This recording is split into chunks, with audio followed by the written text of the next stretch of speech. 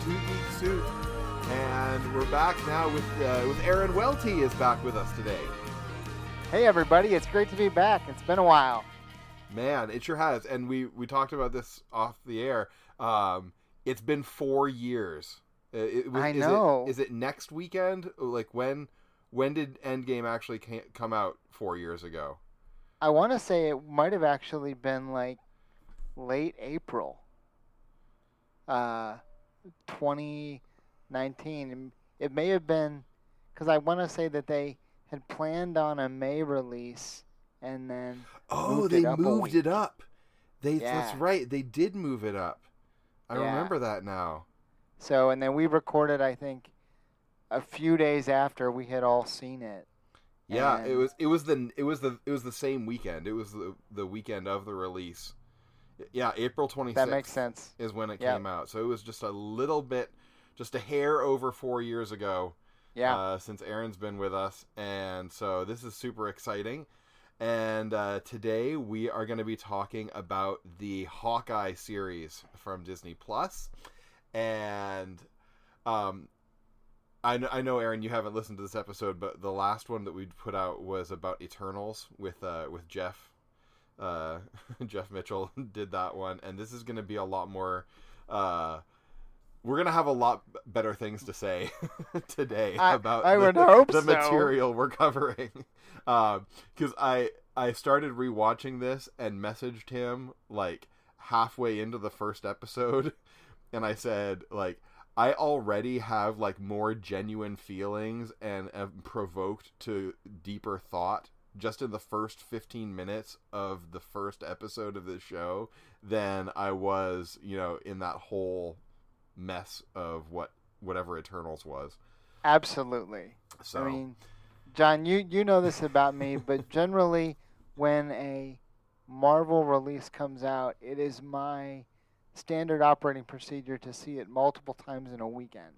I saw Eternals once, looked at my friend that I saw it with, and said, I don't need to see that again. And I haven't. Yeah, I had not seen it. I didn't see it in the theater. And I had not seen it again since the first time that I watched it. And if you haven't listened to that episode and you want to hear Jeff Mitchell and I tear Eternals apart for an hour, then you can hear everything that I think about it in there. But let's go ahead and move on to what we're actually talking about, because this is going to be a much more edifying episode.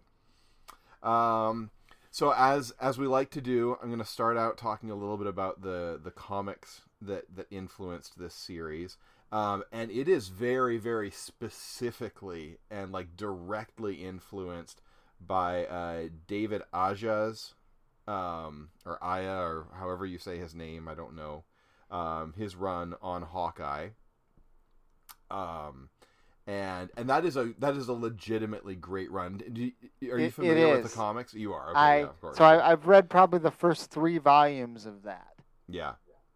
So most of what they use as influences for the Hawkeye show, I have definitely read. I actually found them a couple of years ago at a secondhand shop in southern Georgia, and I was like, oh my gosh, I have to buy these. Like, I absolutely have to read these, and I'd been hesitant to try to get them, online and stuff, because they were a little bit expensive, and then I found them in a secondhand place and was like, yep, got to do it, and I did, and it was fantastic. Yeah, it's a great run, and it gives some really interesting flavor to the show. Pizza Dog is from that run, right? Lucky. and just there's a lot of little beats and some fun gags, like the boomerang arrow joke, right, is from that run. But Kate Bishop actually came along a lot earlier than that run. She dates back to 2005 with the Young Avengers book, which is also really cool, and would love to see So we have some other members of that team that have already been established. I haven't gotten around to recording about WandaVision yet, but I'm sure we'll talk about that and talk about Speed and Wiccan from there.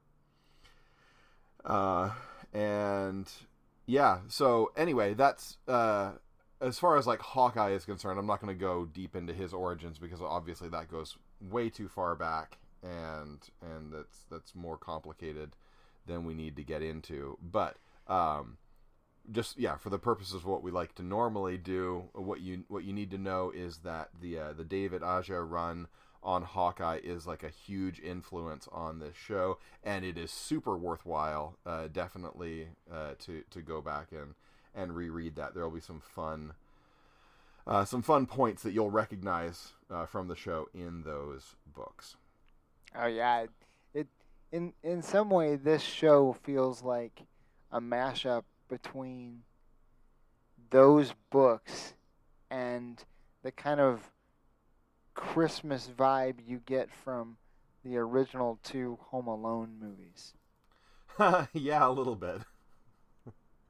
A little bit, yeah. That's funny. Yep. Yeah. Okay. Well, Aaron, give me your 20,000 foot sort of overview of the show. Like, what really stuck out to you? Well, the thing that I can say unequivocally is that of the Marvel shows that have released as part of the MCU, actually, I would say that Hawkeye is my favorite. Oh, interesting. Okay. Yeah. It might be battle it out with WandaVision just because of how unique of an experience watching WandaVision can be with how they set it up, and I know you're going to do a later episode on that. But I just really, really enjoyed the Hawkeye show, like as a whole, but also as an examination of where Clint is post Endgame. Yeah. Because one of the things that I think has existed in the MCU for the last really 4 to 5 years, it kind of starts. It starts before Infinity War and Endgame, but it really kicks up in earnest. Is that there is this thread that runs particularly through post-Endgame MCU where different characters are dealing with deep loss and grief and sadness and guilt over things that have happened, right? You see it in No Way Home, right? Peter is mourning the loss of Tony. Yeah. You see it in WandaVision, right? Because at this point in the timeline, Wanda is alone and Vision is gone.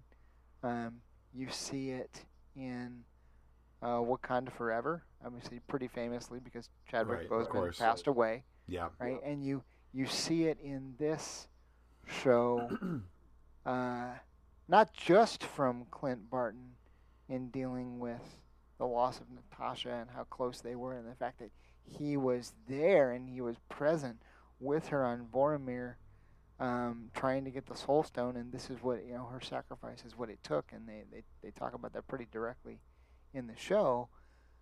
But you get this sense of the MCU in that particular phase, in Phase 4, is collectively kind of mourning what's come before, right? And the interesting thing about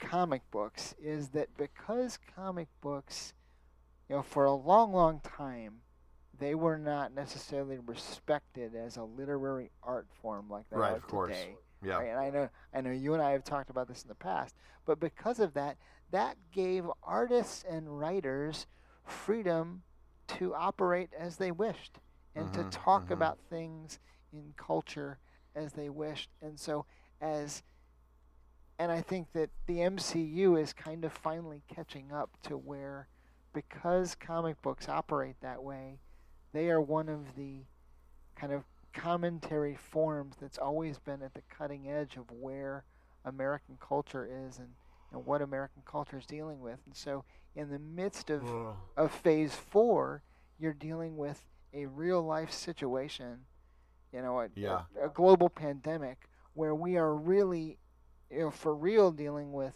grief and loss and all of this and confusion on a high level in real life. And it feels like Phase 4 is the MCU's way of kind of helping us grapple with that pop culture wise. And well, there's definitely a lot of grief and confusion in Phase 4. That's true. Oh, absolutely. And some of that's good, and some I sort of of it's meant not. that as like a meta commentary on the quality of Phase 4. Sure. But yeah, no. But honestly, like, that's actually a really like charitable and sort of gives you a way to look at Phase 4 in overall that maybe will allow you to give it a little bit of credit, because of course there are high points in Phase 4, but that's not what we're really here to talk about.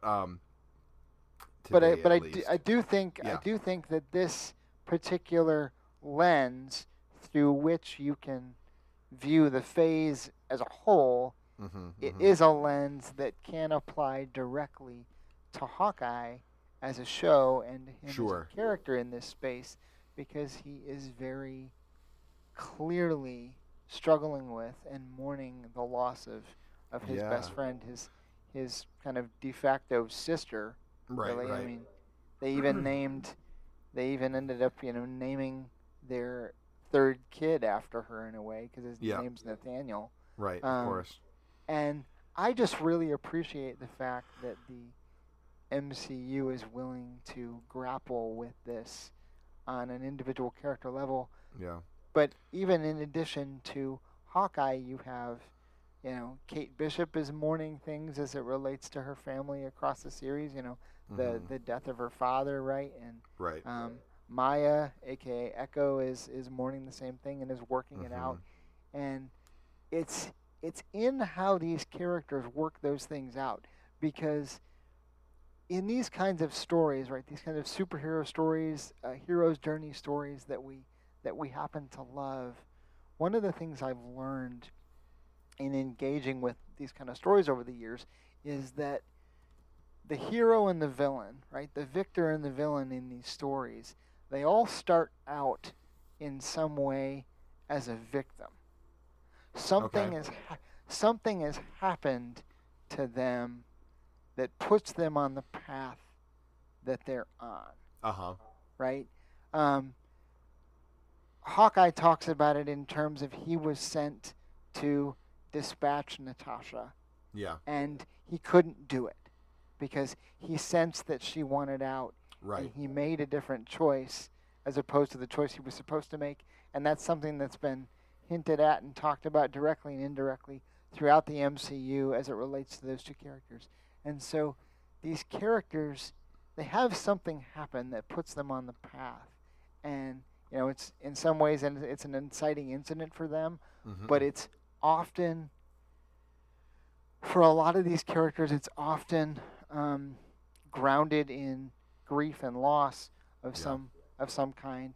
And so these characters, as victims, it's what they do with their pain that determines the direction that they take. Sure. Right?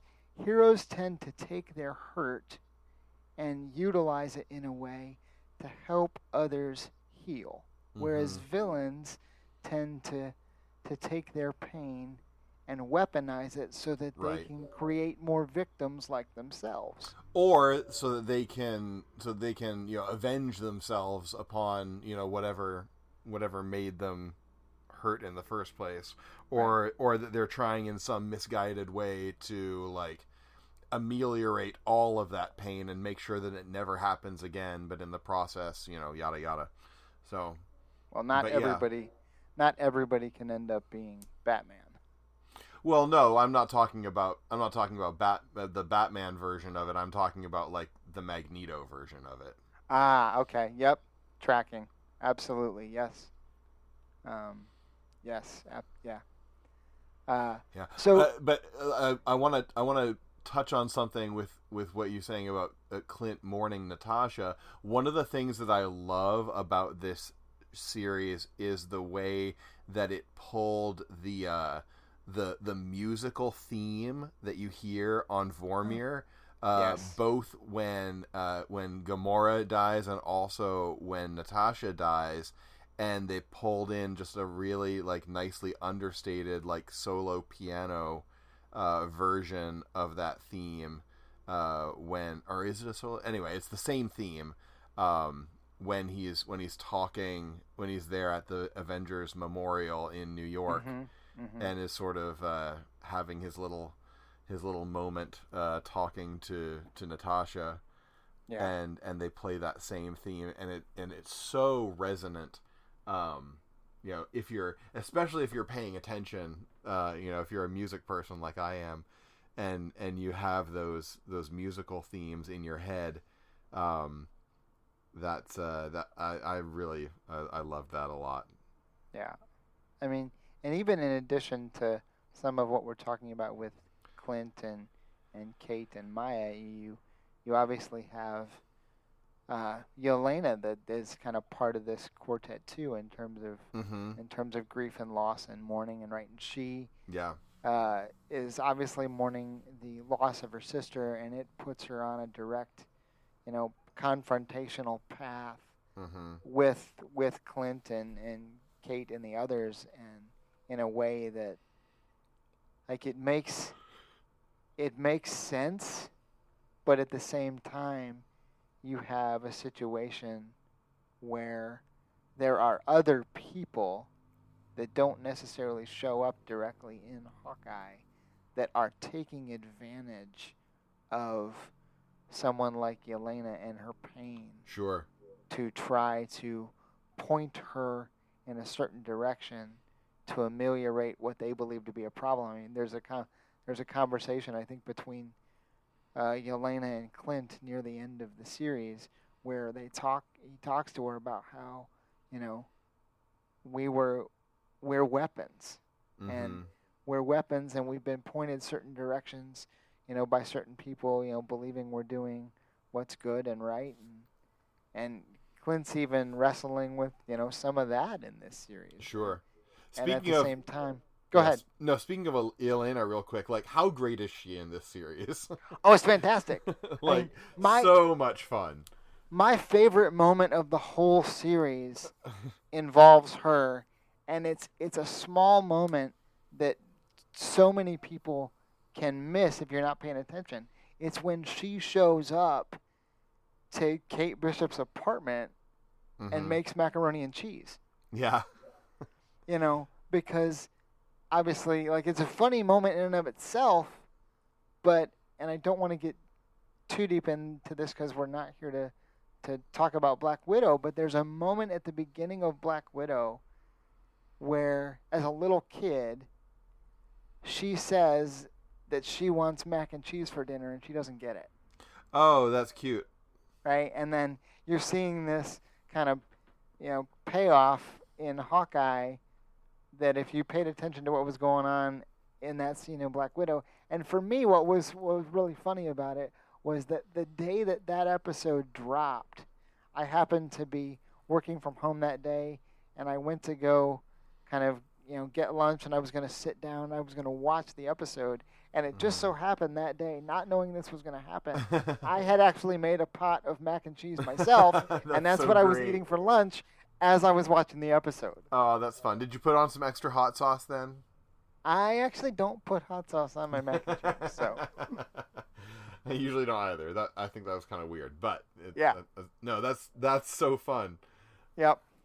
Yeah. Love it. No, I am looking forward to more of Yelena because, of course, she is to be in the Thunderbolts movie. Right.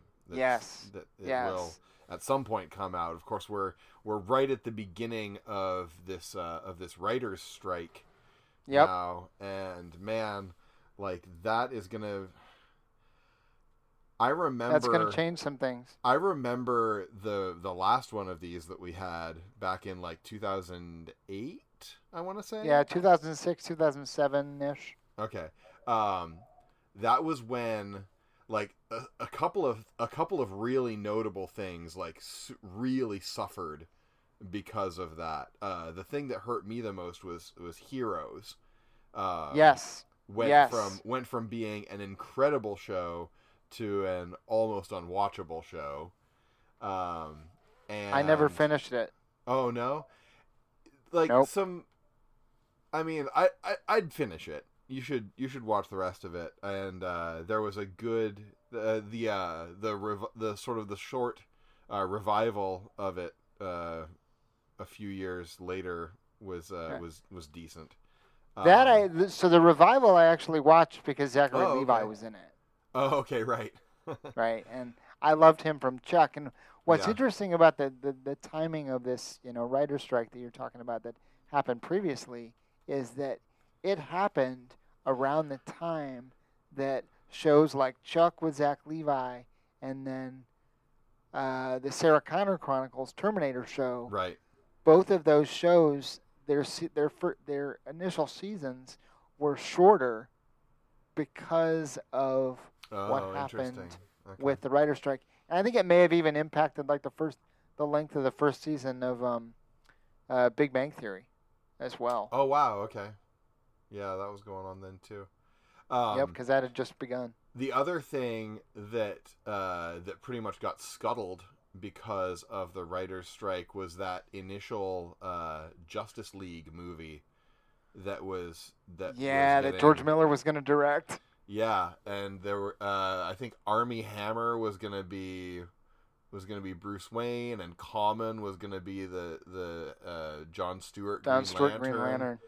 And I forget who else. I think Ben Affleck was actually gonna be Batman in that one. Still, really?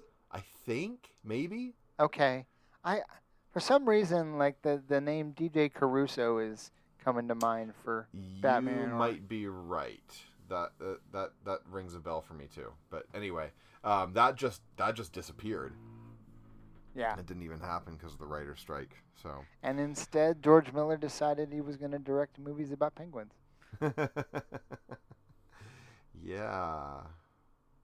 So anyway, we'll see. I saw that. Oh, there was a show. Oh yeah, this is what makes me really nervous about this one is that the Rings of Power show is gonna continue production in spite without of the showrunners and writers on set. Yeah, that makes me nervous, and I hope that doesn't destroy that show because I feel like that's a whole other conversation. It is a whole other conversation. I'm sure we will have it at some point. I don't know where you are. I did not mind Rings of Power. I thought it was perfectly fine. I know a lot of people kind of hate it, or at least it gets some hate. But I'm hoping that it doesn't fall prey to the fate of Heroes, because of this writer's strike, because that would be a real shame. There was it was a good while. The show had been out for a good while before I actually sat down and watched it, and because I was very hesitant and very skeptical. And what actually got me to sit down and watch it is I was speaking at a university in Minnesota last fall, and as part of that, I did a Q&A with a group of students that lasted almost a couple of hours, and there was a young lady there with her boyfriend who, this young lady, of her own free will, had read The Silmarillion 6 times. Awesome. Right?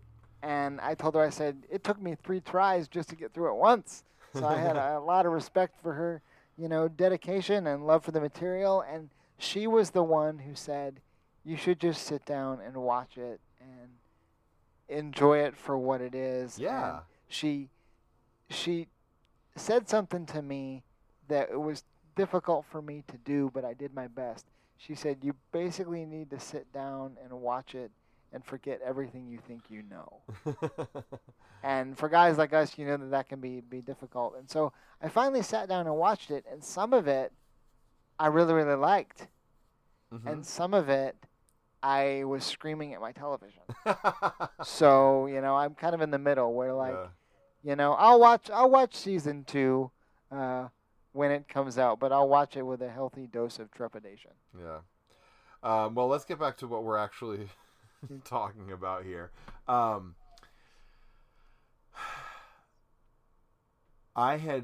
when I rewatched it, I had forgotten that this was only 6 episodes long.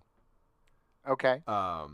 And so when Kingpin showed up at the end of episode 4, I was like, oh wow, is there going to be a lot more Kingpin in this than I remember? And no, it was just the show was a lot shorter than I remembered. Right. But I really like that, and I like the way that it allows you to kind of just headcanon the Netflix shows into the MCU if you want to. Sure. And you can maybe just choose to omit certain parts of them if you want to Right. as well. Right. The less said about those parts, probably the better. It's funny because between Vincent D'Onofrio coming back as Kingpin for the Hawkeye show, and then having Matt Murdock show up in a cameo for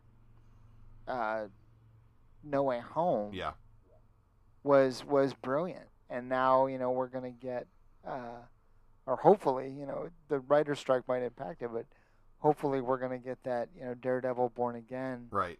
kind of MCU show. I'm really looking forward to, because that run on the character happens to be just fantastic. That is a great run of It Daredevil. is. Yeah, absolutely.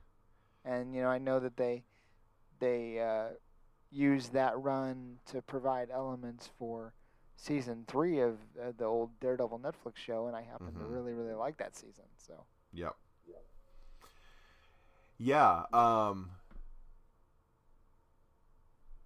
gosh, I wish I had better notes right now because I sort of am stuck at the moment.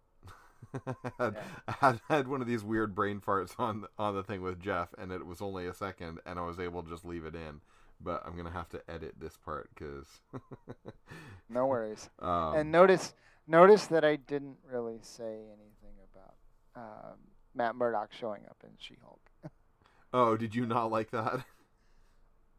It's not that I didn't like it. I actually kind of enjoyed the show for what it was and thought it was fun.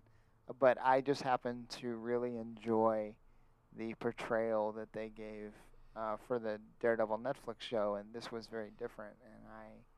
And it was hard for me to reconcile. The only thing I was able to really successfully reconcile was, oh, hey, he's wearing, eventually he's wearing the original, like, red and yellow suit. That's cool. Yeah, that was fun. Okay, so good. Let's talk about suits for a second then. Yeah, absolutely. Because actually, so this is interesting. We could dig into this a little bit. Costumes actually sort of have a prominent place in this show. They do. When you think about it, like, and we can probably dig into like a little bit about what that says about like the personas that we take on, and like some of like the responsibilities that those costumes or personas, if you will, sort of impose on us, or imbue us with. Right, or exactly, like it can be a positive or a negative. Because the whole inciting incident of the show really is Kate Bishop putting on the Ronin costume. That's correct.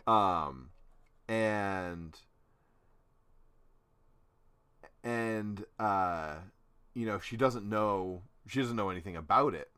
Right. When she does that, she just is sort of taking that opportunity, and she thinks that she's protecting herself, by being anonymous in this, in this ninja outfit. And she's not anonymous Not at all. right. Yeah, she's you know making herself part of a very dangerous world, and I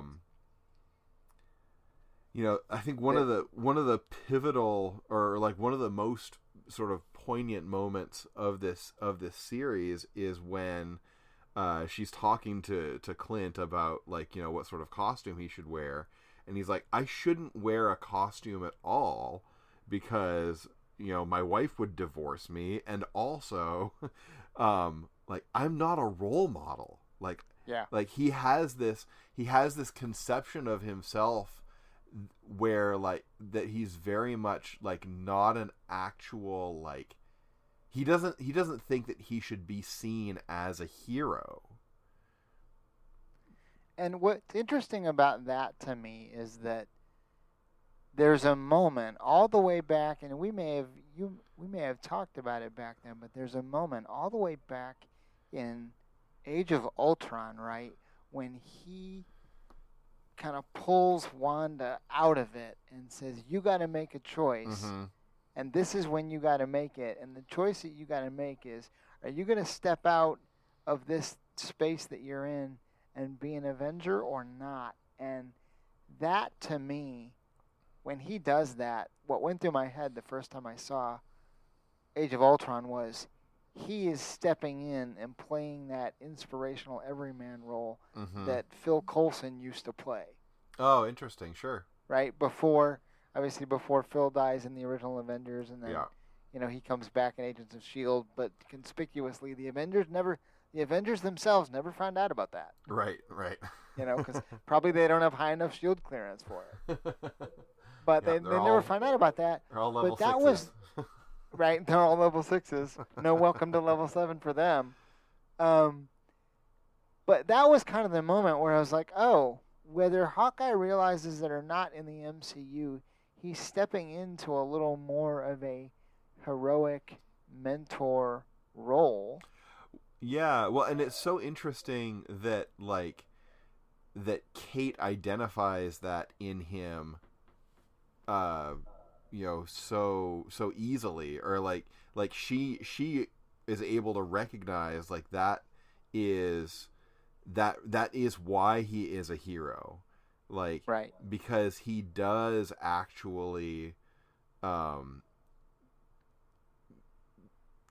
the word I want to use? He does actually sort of project or like give that inspiration, and that's a conversation that happens even before the scene in the diner there, that, like, she says, he asks her, what am I selling, and she's like, inspiration, right. Because and maybe it's like, it's, for her, it's a little bit coming from a place of naivete and hero worship a little bit, and maybe it isn't so much that, like, that he really is, like, that inspiring to just everybody, because, like, as we see in the series, like, there are lots of people who don't even really know his code name, or like or whatever, but he was such an inspiration to her. Yes. And he is the hero that she has looked up to, and who has been a role model for her, and who has helped her to grow into the person that she is, like, even without knowing it. And right. And I think there's something there. I think there's something there for everybody, like, you never know, like, he didn't even know who she was.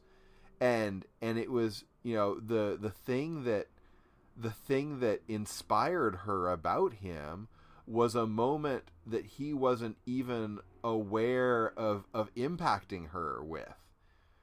He wasn't even aware that she even existed, and yet he, for so many years, has become this symbol of safety and sacrifice to her, because in her moment of extreme vulnerability, Right. in the middle of the Battle of New York, right? And it's interesting how some of the things that have happened in the last phase or two uh, of the MCU have helped kind of recontextualize some of the things that we know Mm-hmm. and give us a different vantage point, and the opening for the first season, for the first episode of Hawkeye is an example of that. Sure. But, just this idea that you don't know who is watching. Right. Right? You don't know who is watching. You don't know who you are influencing. You don't know who you are impacting. And one of the things that you have to do when you're in a position in a space like that, and I'm learning some of that up close and personal in the last few years as somebody who's going out and speaking and doing that kind of thing. Like you have to be cognizant of that, and you have to let that reality kind of influence, what you do and what you don't do and how you operate. And I imagine, like, you would have a particular interesting perspective on that as a dad. Well, and I was actually just about to bring something up to that effect. Yeah, because I have like it's a pivotal moment for me.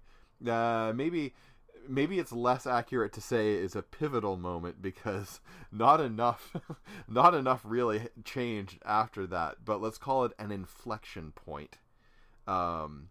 Where for a while my oldest son would run around with his Kindle a lot and be taking video. And one point we were getting ready to do something, or I had asked him to do something, and he happened to be recording, and I was way more harsh with him in that moment than I had any reason to be. And it was much later, probably months later, when I was looking through his Kindle and seeing some of these video clips, and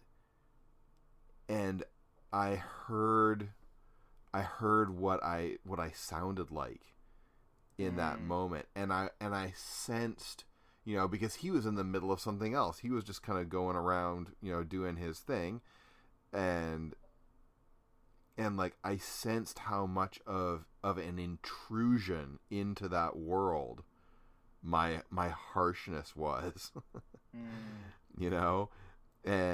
And it, I think it's a rare gift, honestly. Like, you don't often get the chance to see yourself through someone else's eyes. And again, like I said at the beginning of the story, like it didn't make everything change overnight, but what it definitely did do is make me aware of it and start to give me the tools to do better, and to be a presence and an influence that isn't just like immediately impatient and harsh, and I definitely do catch myself doing that, especially with him, because and this is a little bit off topic, but I'll go here anyway.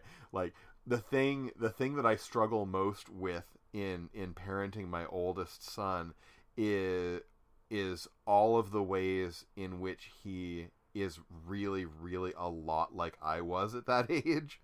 And it's like, it's so frustrating because I can see it for what it is, and I know I know where that goes, further down the road a little bit.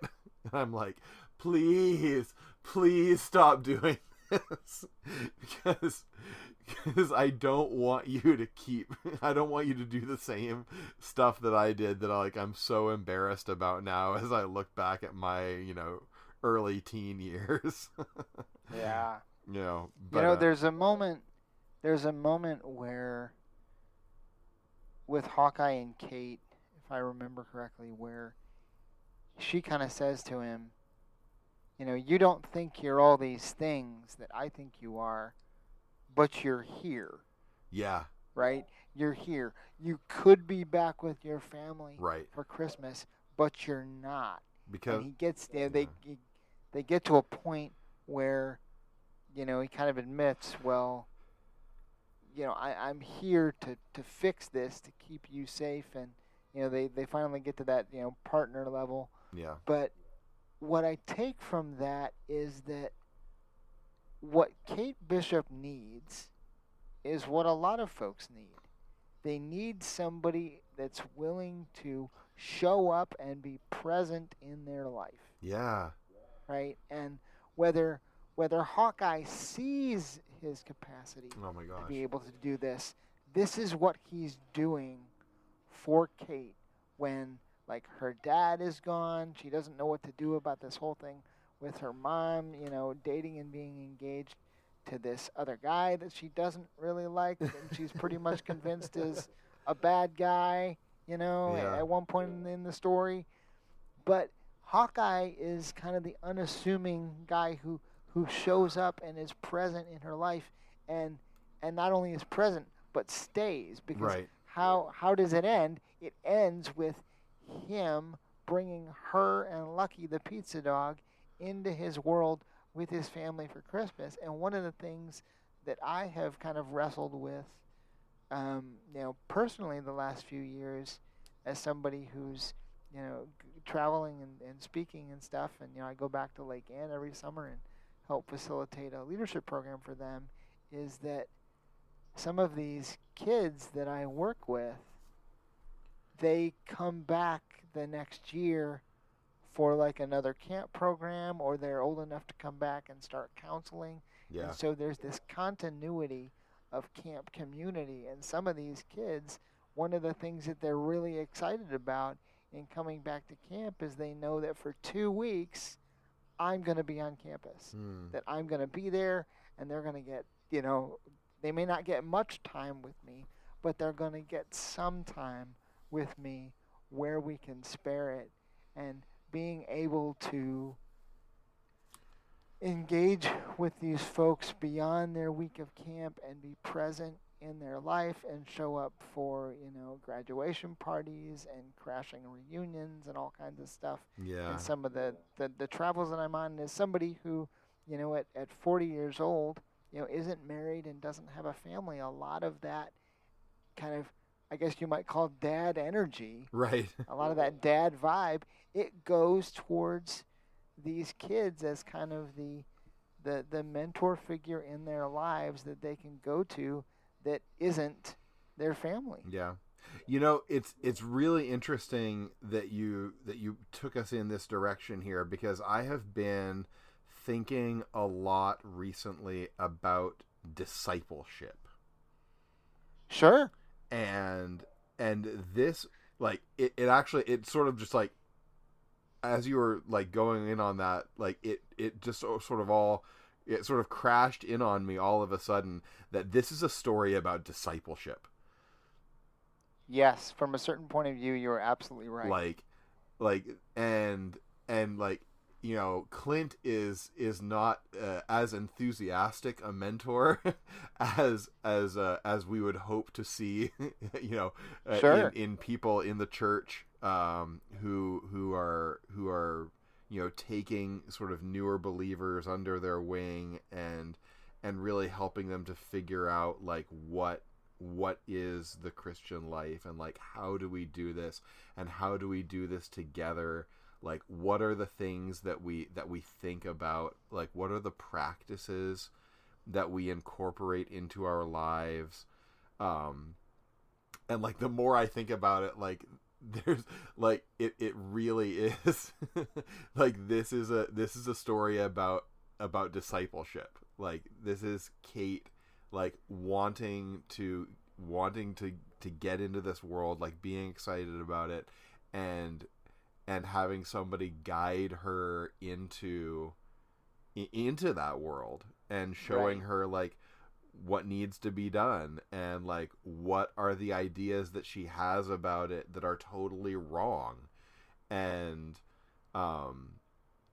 And and I've Clint been Barton is now at a place where he has hit that sage stage part of the story for himself, yeah, even if he doesn't want to, right. right? Because not only is this a story about discipleship, it's a story about how messy discipleship can be. Oh my gosh, like that is so important for Christians to wrestle with, because like this is something I've been saying to people a lot. Like the American evangelical church has been wrong about discipleship and we have replaced discipleship with making converts.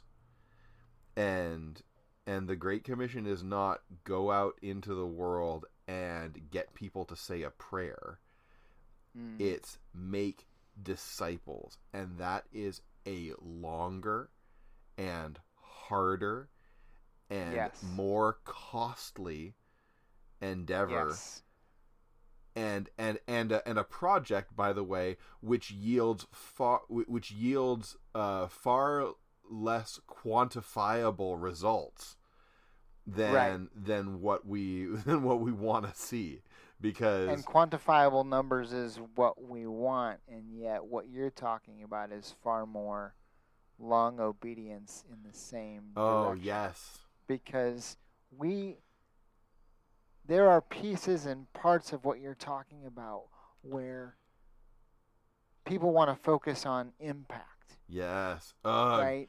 God save us from impact. Yeah. Like, but impact is sudden and jarring and violent. Yeah. And what you and I are getting at, I think, is we're looking at this from more of an investment point of view. Yeah. That is longer and slower and long-suffering. I mean, there's that moment where, it's more than one moment in the story where Kate and Clint have those conversations about what this hero thing is really like. Yeah. And how hard it is and how difficult it is. Oh, and man. how much there's such you a have take to up lose. your cross energy there.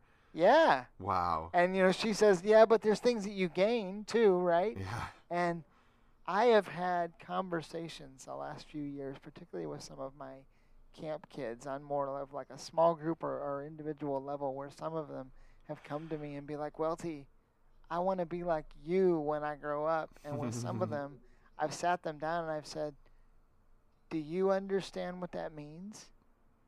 Are you willing to go through, hard things like I've had to go through that have kind of formed and forged and framed me into who I am? And when I explain some of that, they're kind of like, oh. Mm-hmm. The thing about the sage characters that we look up to, right? The Obi-Wans, the Yodas, the Clint Bartons, the Irohs from, Avatar: The Last Airbender. Like, they're great characters, and we love them for a reason. We love them for their temperament and their wisdom and all that stuff.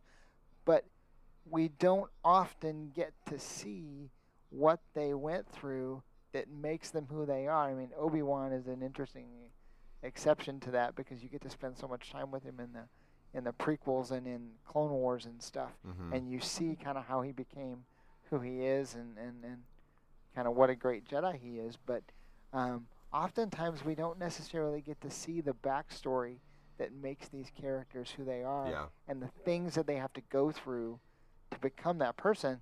And fortunately for a show like Hawkeye, we've gotten to see enough of Clint's life that we know some of those things. Right. Yep. But yeah, man, discipleship it's a hard thing, it's a difficult thing, and sometimes it happens in like imperceptible increments. Oh yeah. Right? Where, yeah. I mean, going back to the beginning of the Hawkeye show, right? Kate has this experience watching Hawkeye that Hawkeye's not even aware of. Right. He has no concept of, he has no kind of mental space for, and yet engaging with him in a way that he wasn't even aware of, a moment that, certainly wasn't on his radar, changed the trajectory of her life. And I think a lot of times what happens is that there are these small moments, these things that happen that we don't necessarily take a whole lot of thought about or stock in, and yet the other person that's experiencing that on the other end, it is just monumental for them. One of the things that I've learned kind of in this kind of, speaking space is that when I get up on stage and I talk about something like weakness being heroic, or the idea of pursuing heroic ending in the midst of a culture that's obsessed with a hollow Hollywood happy ending, the things that I say on the stage set the stage for what I get to say off the stage in a smaller space. And a lot of times it's what I have the opportunity to say off the stage in a smaller space or a one-on-one conversation. That's the thing that has the most lasting influence, and yet we focus far more as a culture on what you get to say from the stage or on the stage, and yet because it's all about your platform. Like, again, it goes back to the impact, right? Like, how much are you going to be able to influence, and we need we need a shift from like impact to like nurture, and having that be the measure of our success. Like how much like growth, like personal, like real growth, not numbers, like how much personal growth were you able to nurture, versus like, I was at this event and like 500 people came down to the altar call. Well, that's really great. Where are those 500 people going to be, on Monday morning? Or a year from now. Sure. Like, how many of those people are gonna be able to like continue on that path?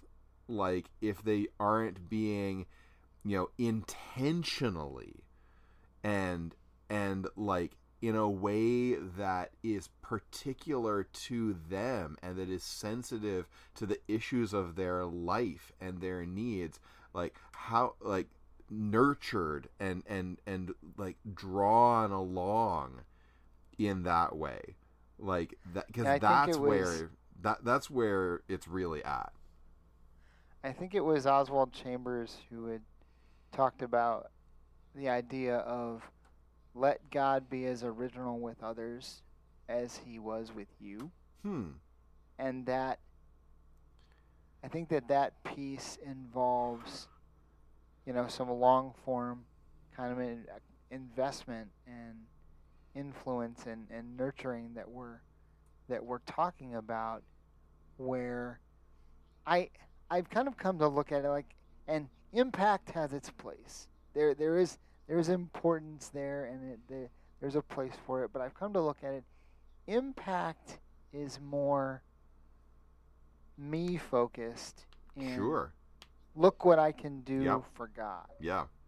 But influence and investment, being more long form, are focused more on like, look at what God can do through me if I let him.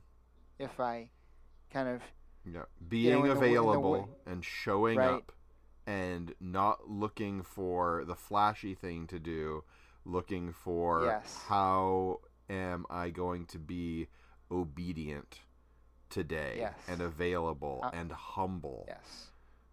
And to quote Kevin Flynn from Tron Legacy, removing myself from the equation. Right? And I think a lot of it, in terms of my own personal understanding, has been influenced by the experiences I've had in kind of this camp speaking space. But not just that, but the fact that I have a friend who I met as a teenager when he was one of the kind of mentors and speakers for this program, and he still speaks as part of this program. every year, but he's been a mentor in my life, directly and indirectly for 25 years now. Yeah. And he has continued to show up at different points in my life and to be able to encourage me and to speak truth to me. Sometimes truth that's really, really hard that I probably wouldn't be willing to hear from anybody else except for maybe even my own dad. Yeah. But he's a guy that when he speaks, I listen. Yeah. Even to the point where when I went to go speak earlier this year at his college alma mater, he drove from North Carolina to Pennsylvania to be there for 2 days. Aw. And that was after he had been down in Argentina speaking at some camps for like the 2 weeks prior. He'd preached like 15 times in 10 days, flew back to the States, spent 1 day at home, and then jumped in the van and drove to Pennsylvania to meet me and to be there, right? This is the kind of long form that we're talking about. Yep. The kind that costs you. Yeah. Yeah. Right, and it costs you, because it costs you in the ways that you think that it would, time, energy, maybe even financially in some cases, but it also costs if it doesn't go the way you want it to. Oof. Yeah. Right?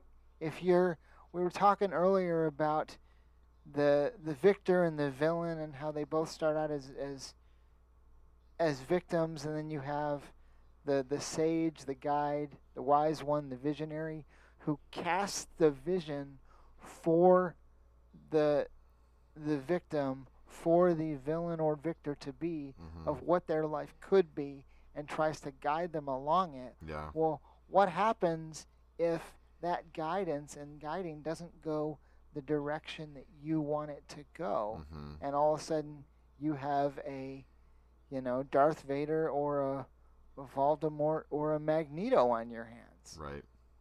Right? And that's a whole different kind of, guilt that some of these characters deal with, like, Obi-Wan over Anakin and others. And so it can cost you in that way too. Yeah. And I've watched how that plays out for, folks older and wiser than me, and when folks that you have great hope for and things go a different direction that you absolutely didn't want things to go. And so are we willing to consider, and to use kind of biblical language, are we willing to count the cost? I mean, Dietrich Bonhoeffer wrote a whole book, The Cost of Discipleship. Right. Yeah. And, I don't know. I mean, I know I've had to do that in some of the spaces that I currently inhabit. But I really like kind of this framework we're looking at Hawkeye in now, in terms of this is a story about discipleship. Yeah. Well, I think that's a great place to sort of start wrapping it up here. Any final thoughts that we didn't get to that you want to make sure we hit before we punch out? I'm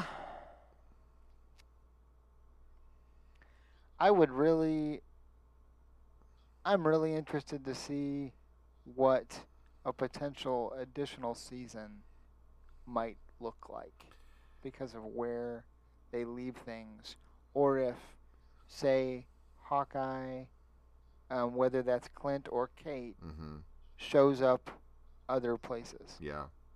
Well, down the line. Well, I mean, you've got Speed and Wiccan who have been established. You've got Elijah Bradley has been established. You've got Kang has been established, and you can have that version of Nathaniel Richards come back at some point. and obviously Vision, it doesn't really fit into the Young Avengers situation right now, but and the other thing that would is going to be interesting to see moving forward is what does Jeremy Renner do, because obviously he is recovering from that Yes. terrifying accident that he had last winter, and is on the mend, fortunately, Yeah. and is looks like is gonna make a recovery, but it was really bad. You want to talk about, at least from what I understand, like a hero situation in real life. Yeah, absolutely. Yeah, this is where it got real, and he really did put his safety and his life on the line to save, I think, his nephew, is that what it was, or something like that? I don't remember exactly who it was, but Yeah. It's interesting to think about it from the perspective of, because of something like that, from a certain point of view, like Jeremy Renner really is Hawkeye. Yeah. Yeah. In a way that's, say, different from how, Robert Downey Jr. really was Iron Man. Yeah. Oh boy. What a contrast. Sure. Yeah. Yeah. All right. Well, let's go ahead and wrap this up then with a little bit of guaranteed good news. Once again, I'm going to ask you guys, if any of you out there listening have anything cool that's going on in your community, I really want to highlight that, so that we can really start to kind of build some community here. But today, what we're gonna look at is just this fun little thing that I saw come across my Facebook feed the other day. I've actually been in this little town in Romania called Cluj. When Beth and I went to Estonia to start working at the maternity home for crisis pregnancy that we were running over there. We spent some time in Cluj because they have a home like that we were kind of trying to learn from and see what we could take with us. And the city of Cluj has has adopted a program where if you want to ride on their public transportation, in lieu of buying a ticket, you can stand in front of this little camera sensor part of the ticket vending kiosk and do 20 squats. And it will give you a free bus ticket in exchange for that effort. So that's kind of fun, and it's a good way to get people to help people stay healthy. And yeah, so that's just a cute little thing that I came across this week that I thought would be fun to share. Healthy transportation. Yeah. All right. So the last thing I'm going to mention before we go is our Patreon. It has 3 levels of support, and I actually want to mention something that I forgot to in the last few episodes. Here is it's a Patreon / a little bit of a contest, because encoded in the Patreon are clues to a really obscure and geeky thing. And if you are able to recognize the clues and tell me what it references, then you will be able to get the third tier benefits of the Patreon without any support. So go look at the Patreon, take a close look, see if you recognize anything, and the first person who can get back to me with the correct reference that is being made on the Patreon page will get the amazing level perks of the Patreon. All right, so that's gonna do it for us. Aaron, thanks so much again for being here. It's always a pleasure, and looking forward to talking to you more now that we're sort of back into the swing of this. And sounds awesome, man. Glad I got to come back. Yeah, find us on our social media on Facebook, Instagram, and Twitter at 2geeksoup. If you have anything you want to email to me, it's also 2geeksoup@gmail.com. And even though it probably makes me the apathetic Paul monster, this podcast is a proud member of our